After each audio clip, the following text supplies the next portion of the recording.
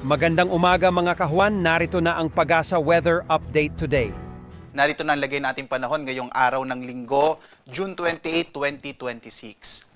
At sa ating latest satellite images, makikita po natin na patuloy pa rin ang pag-iral ng southwest monsoon or habagat at magdadala pa rin ito ng maulap na kalangitan na may mga kalat-kalat na mga pag-ulan. Mapapansin po ninyo, may mga kaulapan dito sa may kanlurang bahagi ng Luzon at maabot po dito sa may area hanggang Palawan. So today, asahan pa rin natin na medyo cloudy skies or maulap yung kalangitan sa area ng Ilocos Region, kasama pa rin din yung Bataan, Zambales, maging sa ilang bahagi ng Palawan at Occidental Mindoro. So posible pa rin po yung may mga kalat-kalat na mga pag-ulan, pagkulog sa araw na ito.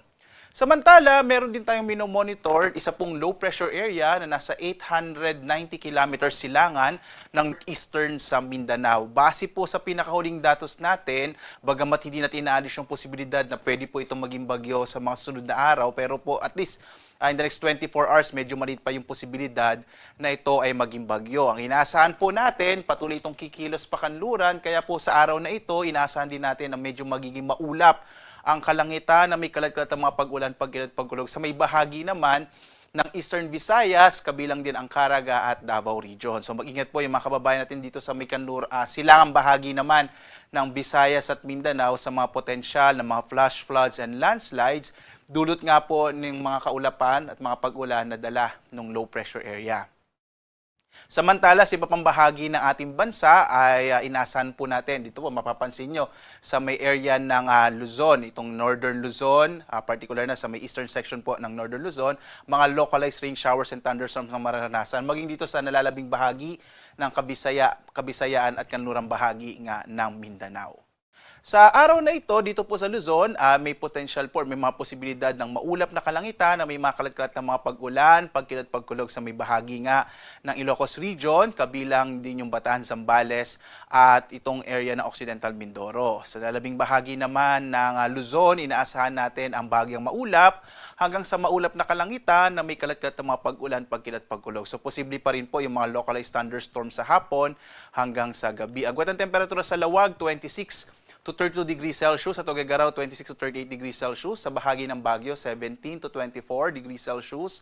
For Metro Manila, nasa 26 to 32 degrees Celsius, sa Tagaytay 22 to 30 degrees Celsius, habang sa Legazpi 27 to 33 degrees Celsius.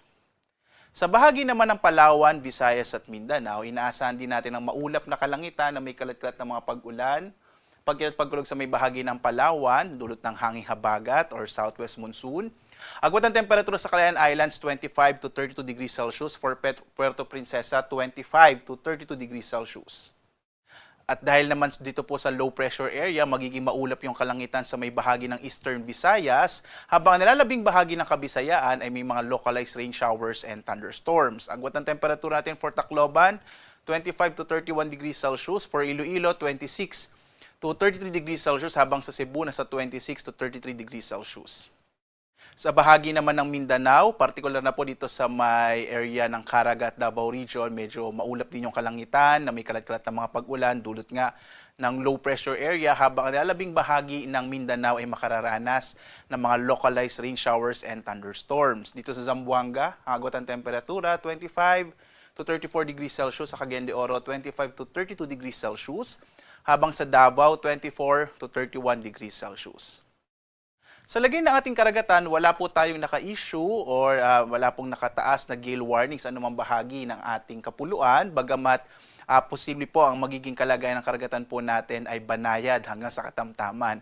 Mag-ingat na lamang po kapag may mga localized thunderstorms na kung minsan nagpapalakas ng alon ng karagatan. Mag-ingat po lalong-lalo na yung mga maliliit na sasakyang pandagat at maliliit na mga bangka. Tingnan naman natin yung ating inaasahang magiging lagay ng panahon sa mga susunod na araw. Ito po yung 4-day weather outlook natin. Bukas hanggang Martes, muli nga po no, inaasahan natin na kikilos pa kanluran itong low pressure area. So whether maging bagyo or hindi ito, magiging maulan sa malaking bahagi ng Visayas at Mindanao. Kabilang na rin yung Southern Luzon, including po yung Metro Manila in the next 2 days. So Monday, Tuesday, asahan natin na medyo maulan itong area nga ng Visayas, Mindanao at Southern Luzon. Kabilang dyan yung Calabarzon, Mimaropa at Bicol Region.